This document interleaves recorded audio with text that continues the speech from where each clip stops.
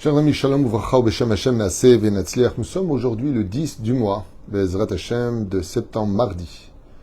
Et le Zayin du mois de Elul, Kshur acheté pour l'élévation de l'âme de Alice Emma Bat Mecha, Zichron Lebracha, ainsi que Linda Mecha Bat Alice Emma. Ruach Hashem Tenachenan Began Eden Elon Lechol Asharovot Imahen Bichlal Arachamim Vaseluchot. וכן יהיה רצון ונאמן תהיה נשמתן תרבצור החיים בזכות רבי חיים בן עטר לרוח חיים הקדוש בעזרת השם, ainsi que pour une bonne parnassa avec bracha pour Yohan Shimon, donc Simon Ben Meir, à qui on souhaite tous les bonheurs du monde. Merci d'avoir acheté ce shiur Bezrat Hashem Yeshuot Venechamot. Rabbi Chaim Ben Attar, on pensera bien sûr à tous nos otages, Kol Chayalim Uvotan, Kol Am Israël, du nord au sud. Situation très difficile en ce moment que passe le peuple d'Israël sur tous les domaines. Et comme vous le savez, on est le 10 du mois, pour ceux qui pourront avoir les Chaim Bracha, Toda Rabba, Bezrat Hashem. On commence notre shiur avec une réflexion de Rabbi Chaim Ben Attar et en même temps une solution à un problème que passent de plus en plus de personnes sur le domaine psychologique, à savoir comment surmonter ces craintes. Eh bien, écoutez bien ce chidouche de Rabbi Chaim Ben Attar, il y a 3 siècles en arrière, ce géant de la Torah qui était d'ailleurs appelé lui-même le Mashiach de son époque, qui aurait pu se dévoiler si on en avait eu le mérite, va nous apprendre à propos d'un des versets de la paracha de Kitetse. À la fin de cette paracha, on nous parle de Zachor, souviens-toi, et Asher Asalecha Amalek, de tout le mal que t'as fait Amalek. N'oublie pas que Amalek ne changera jamais, et que ce Yetzerara intérieur qui s'appelle Amalek, ce Yetzerara extérieur qui s'appelle ceux qui haïssent Israël sans raison, sont en général dans l'idéologie pragmatique de Amalek. Eh bien, il y a marqué ici,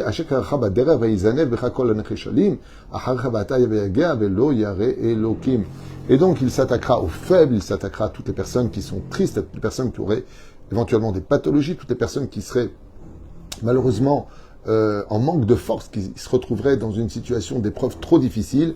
Amalek intervient tout de suite, aussi bien d'extérieur comme d'intérieur. C'est un ennemi qui ne cesse de nous refroidir dans notre avodat Hashem.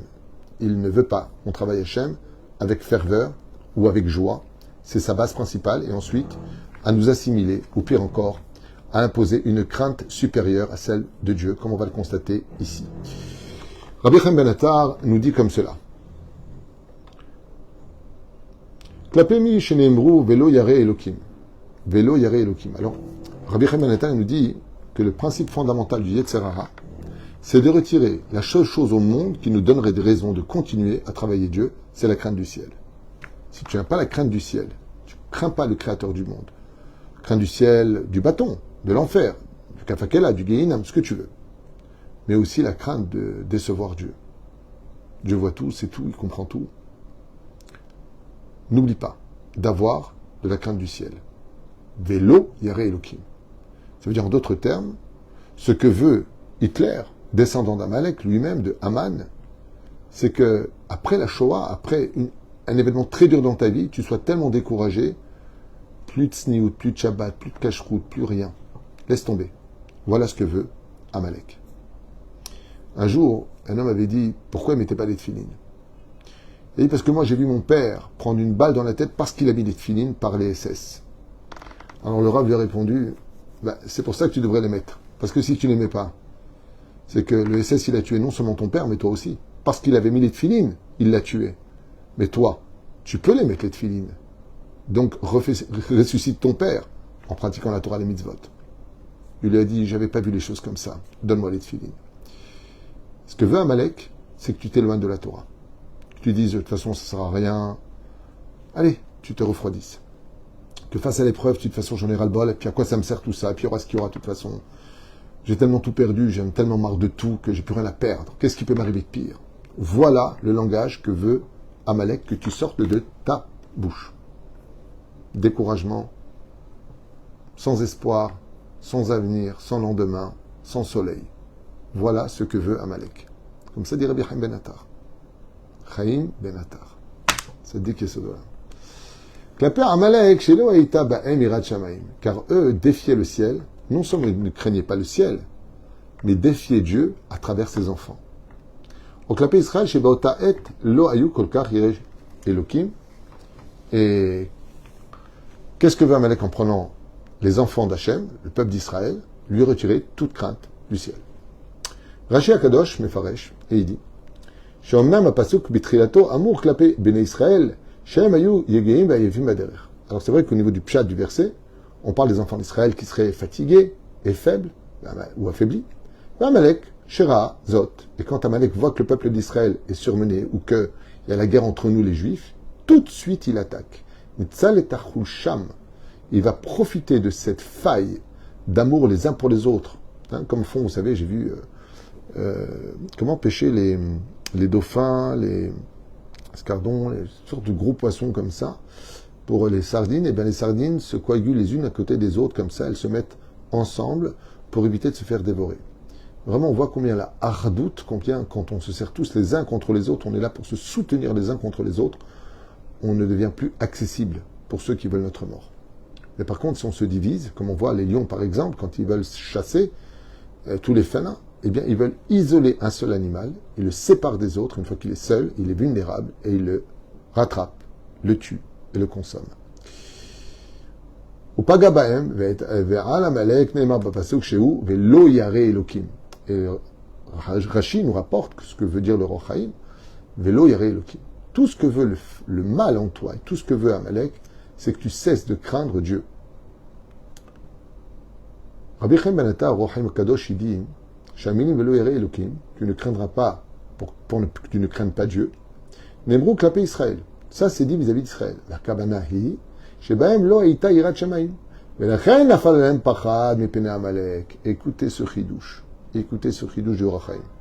Il dit, étant donné qu'en réalité tu as perdu ta crainte du ciel, tu laisses Amalek t'attaquer. Et là, tu vas avoir peur.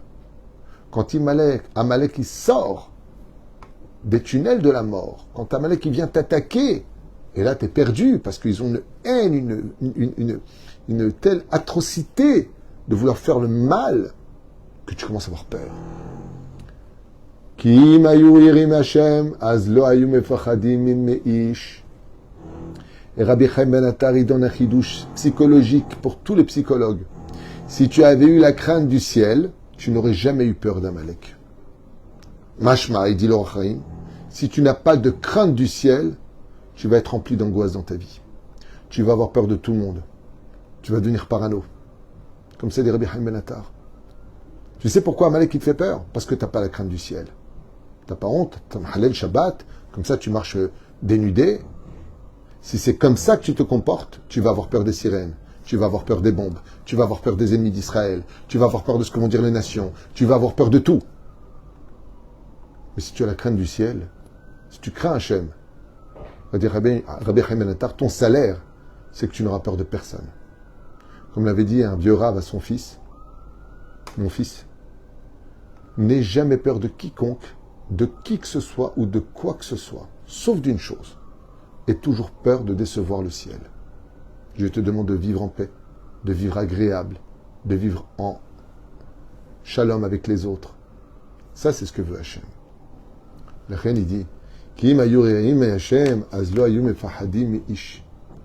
si des fois, dans la nuit, tu te réveilles, tu as peur, tu vois des choses, tu penses à des choses, tu vis dans la crainte. Rabbi Chaim Ben Attar, il te dit, tu veux enlever tes craintes, tes angoisses de la journée? Crains le ciel. Apprendre à craindre le ciel. Comme on l'a expliqué. Lis des livres de Moussar, des biographies, des halachot. Voici ce que tu fais, c'est bien ou pas bien. Pourquoi? Parce que chaque faute que tu fais, l'ange qui est créé par la faute instaure chez toi des peurs. Peur de ne pas vivre demain, peur de la maladie, peur de celui qui va te faire du mal, peur de ne pas ceci ou de ne pas voir cela. D'où ça vient ça? De ton manque d'émouna et de ton manque de crainte du ciel. Crains le ciel et tu n'auras plus peur de personne, dit Rabbi Chaim Ben Attar. Je vous le relis dans les mots tellement c'est beau et puissant, incroyable. Velachem, nafal alem pachad mitna Amalek, ki im ayureim me Hashem, celui qui craint le ciel, az lo ayu mefachadim me ish. Tu crains le ciel, tu ne crains personne. Tu ne crains pas le ciel, tu auras peur de tout. Vaesberu ki adouam pachad, et pnei davar gadol, c'est mesek pachad midvarim ktanim. Car quelque chose de grand vient toujours te retirer une peur qui est plus petite.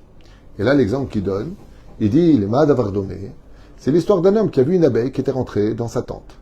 Et il a eu peur que l'abeille la pique. Donc il a commencé à se protéger d'elle, il a commencé à avoir peur, donc il a commencé à prendre une serviette et donner des coups pour essayer de l'attraper, de l'éloigner de lui. Et la reine, Il n'avait pas besoin vraiment de la tuer. C'est une abeille. Tu la laisses partir, ouvre la fenêtre et elle part. Et maintenant, au même moment que lui laissait faire partir l'abeille, qui est venu près de la tente? Un lion. Un lion qui s'approche. Et là, il voit à travers la tente la figurine d'un lion très puissant. Il dit à ce moment-là, il n'a plus rien à faire de l'abeille. Qu'est-ce que c'est une piqûre d'abeille? Ah, il y a un lion. Il dit Biduk, Ariye ishag miloira. Ariye ishag miloira. Quand tu entends le rugiment d'un lion, miloira, qui n'aurait pas peur? L'exemple qu'il donne, il dit, quand tu es face à une abeille seule, tu as peur d'elle. Mais si tu vois qu'autour il y a un lion, un animal qui peut avoir un droit de vie ou de mort sur toi, qu'est-ce que tu en as à faire de l'abeille? C'est exactement ce que dit Rabbi Chaim Ben Attar. Si ta crainte du ciel, elle était face à Dieu, tout le monde ne serait que des petites abeilles pour toi. Maximum, tu vas me piquer, j'enlève le dard. Va-t'en.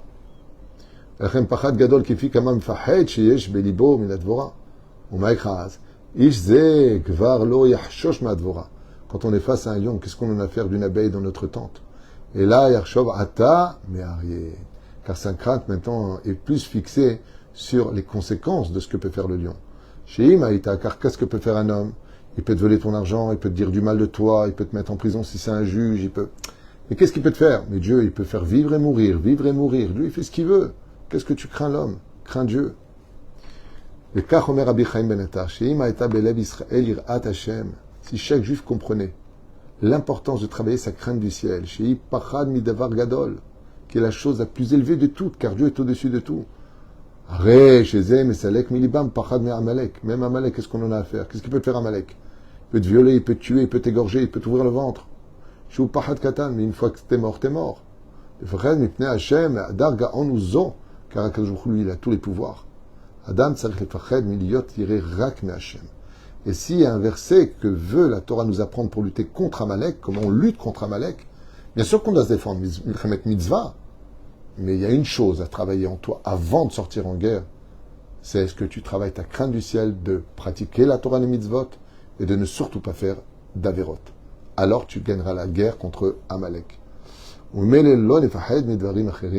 Car Amalek deviendrait l'image de cette fameuse abeille, tandis que Akadosh Baruch Hu, eh bien, deviendrait un lion. Si tu le crains, c'est ce fameux lion dont on parle qui tournait autour de la tente, n'était pas là pour te nuire, mais il devient celui qui te garde. Ainsi dit Akadosh Baruch Hu, si tu crains le ciel, Uma Hashem Elokecha Shoel Meimach, Ve'ata Israël, et maintenant Israël, qu'est-ce que l'Éternel, ton Dieu, te demande? Lire Aet Hashem.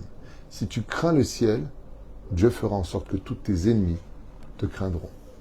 À méditer, à méditer. On parle de Rabbi Chaim Ben Attar, d'avoir Nifla et Nisgav. Parce que je vous affirme une chose, chers amis. On peut très bien être un homme pratiquant. Et si j'ai pas de crainte du ciel, ça ne m'empêchera pas de faire des péchés. Parce que dans le cœur d'un homme, quand on a de l'amour pour Dieu, on peut aussi avoir de l'amour pour les forces du mal. Et c'est ce que nous apprend Yohan Nevi Zachor Letov dans le fameux épisode avec les 450 sorciers de Baal Peor. Admata et Tesarko Ashta Seipim. Vous faites de la Vodazara, mais vous êtes Shomer Shabbat. Vous lisez des Teilim, mais vous faites du Lashon Hara. On peut faire et des Teilim et faire du Lashon Hara. Mais si tu craignais le ciel, tu ferais des Teilim sans Lashon Hara. La crainte t'empêche de tomber. L'amour te permet de t'élever. Les deux ensemble te permettent de travailler Dieu dans la joie. Kol Tuv Veleitrat.